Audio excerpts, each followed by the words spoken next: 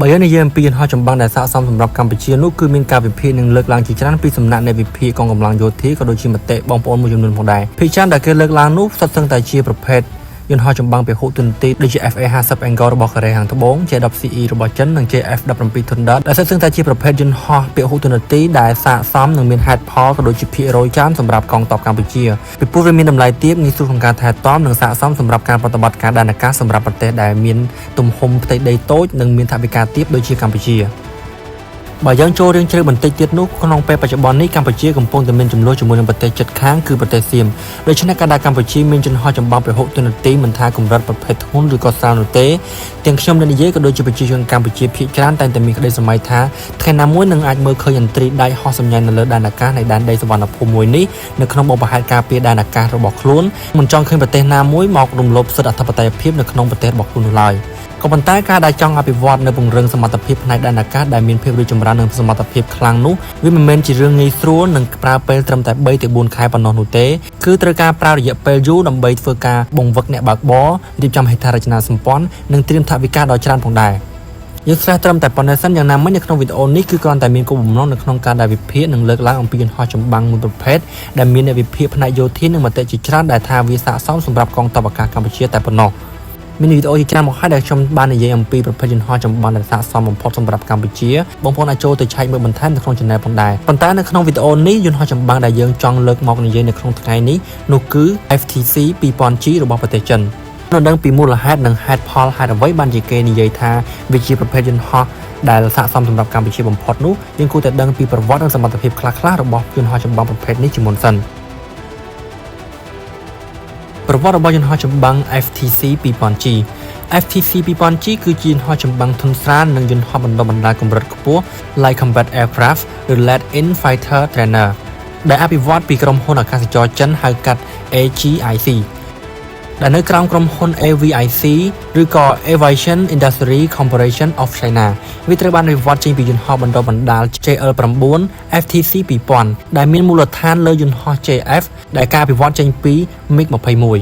FTC 2000G ត្រូវបានរចនាឡើងសម្រាប់ទីផ្សារនាំចេញដើម្បីជំនួសយន្តហោះចាស់ៗដូចជា J7, S7 និង MiG-21 ដោយផ្ដល់នូវតម្លៃសមរម្យសមត្ថភាពទំនើបនិងអាចប្រើសម្រាប់បណ្ដុះបណ្ដាលអ្នកបើកបរយន្តហោះបានផងដែរយន្តហោះនេះបានហោះហើរជាលើកដំបូងនៅថ្ងៃទី28កញ្ញានៃឆ្នាំ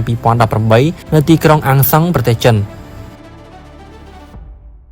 លក្ខណៈបច្ចេកទេស FTC 2000G ជាយន្តហោះចម្បាំងធុនស្រាលនិងបណ្ដុះបណ្ដាលអ្នកបើកបរដែលវាមានកៅអីសម្រាប់អ្នកបើកបរ2នាក់ដែលបំពាក់ទៅដោយម៉ាស៊ីនទូប៊ីន WP13FC និងមាន Afterburner ដែលល្បឿនអតិបរមាប្រហែល Mach 1.2 ដែលប្រហែលទៅនឹង1470 គីឡូម៉ែត្រនៅក្នុង1ម៉ោង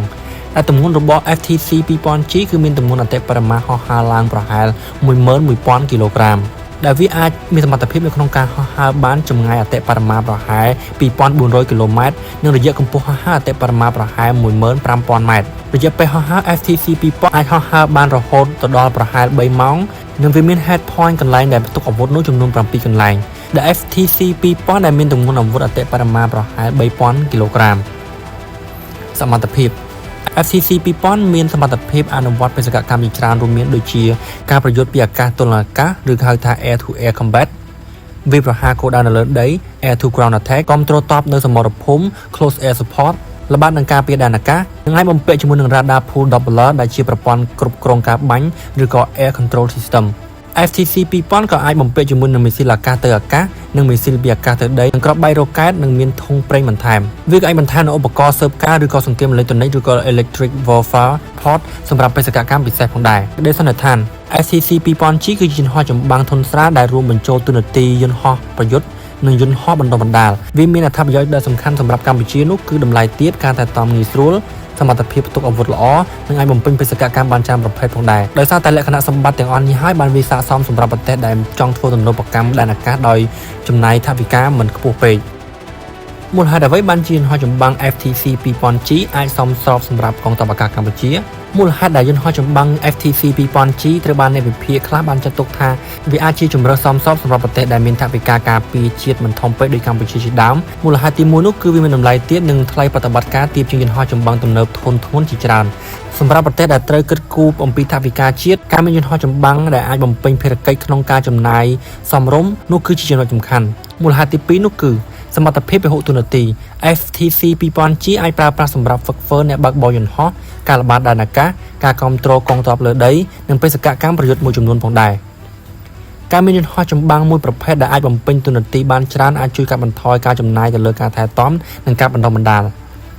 មូលហេតុទី3នោះគឺវាមានភាពងាយស្រួលនៅក្នុងការបណ្ដុះបណ្ដាលអ្នកបើកបរដោយសារតែវាជាយន្តហោះចម្បាំងកៅអី2ដែលអាចប្រើជាយន្តហោះហ្វឹកហ្វឺនផងនិងយន្តហោះប្រយុទ្ធផងវាអាចជួយឲ្យមានការផ្លាស់ប្ដូរពីការហ្វឹកហ្វឺនទៅជាការបំពេញបេសកកម្មកាន់តែងាយស្រួល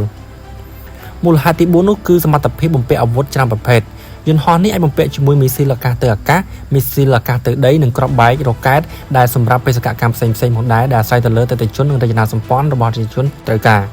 ទោះជាយ៉ាងណាក៏ដោយក៏គួរចងចាំដែរថា FTC 2000G មិនមែនយន្តហោះចម្បាំងចំនួនថ្មីបំផុតនោះទេបើប្រៀបធៀបជាមួយនឹងយន្តហោះចម្បាំងទំនើបវាអាចមានដែនកំណត់ខ្លះទាក់ទងទៅនឹងបច្ចេកវិទ្យានិងសមត្ថភាពក្នុងការប្រយុទ្ធដូច្នេះការសម្រេចថាតើវាស័ក្តិសមសម្រាប់កម្ពុជាឬអត់នោះគឺអាស្រ័យទៅលើតម្រូវការពិតប្រាកដថវិកានិងយុទ្ធសាស្ត្រការពារជាតិរបស់ប្រទេសតើអ្នកយល់យ៉ាងណាដែរតើ FTC 2000G អាចជាជម្រើសល្អសម្រាប់កងទ័ពអាកាសកម្ពុជាដែរឬទេសូមអញ្ជើញមតិរបស់បងប្អូននៅខាងក្រោមកុំភ្លេចចុច Like Subscribe និងទទួលបានវីដេអូថ្មីៗផងដែរ